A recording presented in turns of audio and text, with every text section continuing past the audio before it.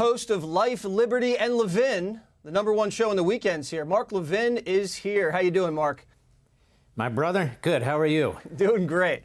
So Kamala Harris, about a month and a half ago, came out with price controls, and she got whacked, and then didn't talk about it until last night, and she says she wants them. Why is she saying this? Well, I'll tell you why. Because she's sophomoric. She's an economic illiterate. She believes in the government as police state. So immediately she says, all these farmers, all these companies that package the food, all the work that goes into transporting the food, bringing it to the grocery store, putting it on their shelf, they're all out to get us. They're all purposely raising prices. Now, they weren't doing it during Trump's administration, only during Biden's administration. So her answer is the government. She's running for president of the wrong country. She should be running president for Nicaragua, Venezuela, Cuba, where they're very good at price controls. And the people are very thin there. Have you noticed? They don't have a weight problem or anything of the sort. The people starve. And if we leave it to Kamala Harris, who hasn't spent 15 seconds in the private sector to help feed us, we're all going to starve to death. That's what's going to happen. All she knows is government. That's all she's ever done, except for that phony issue about McDonald's, where nobody has any evidence that she ever worked at McDonald's. No. And she's a plagiarist, and her resume's been puffed up, and all the rest. Maybe somebody could tell me why she's running for president, because, you know, Jesse, she can't tell us why she's running for president. Word salad, it's brain salad. She has no reason to be running for president. She's been anointed. She hasn't received a single damn vote. And we're all wondering, and frankly, she's wondering. Maybe she's trying to fight obesity with price controls.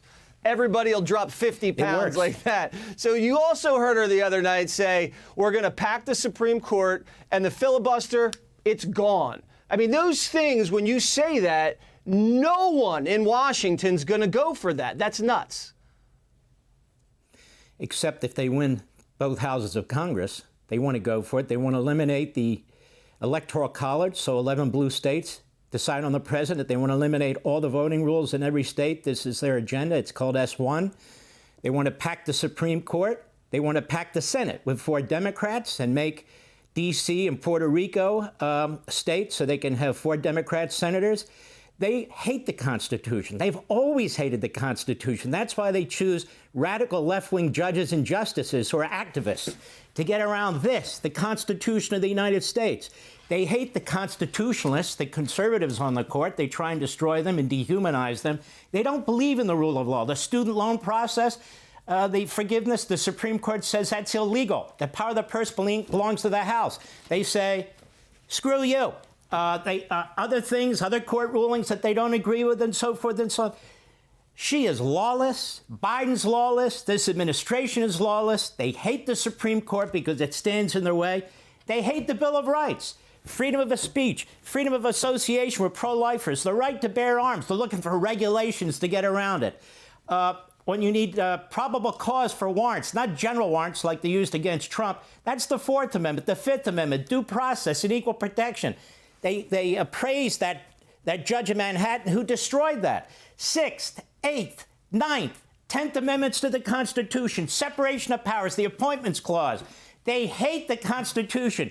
She says she stands for democracy. No, she stands for mobocracy, which is very different than democracy. She's the least qualified person to ever be a senator or vice president, let alone president of the United States. And I say again, Jesse, we don't know why she's running for president of the United States, and she doesn't know why she's running for president, other than she wants the power. Yeah, well, she's not prepared. She wasn't supposed to run. They just whacked Joe and ended up with her at the last second. How do you think this transition of power is going to go? If Trump wins, Mark, how are they just going to hand the keys to the White House to a fascist? Do you see them just willingly doing that?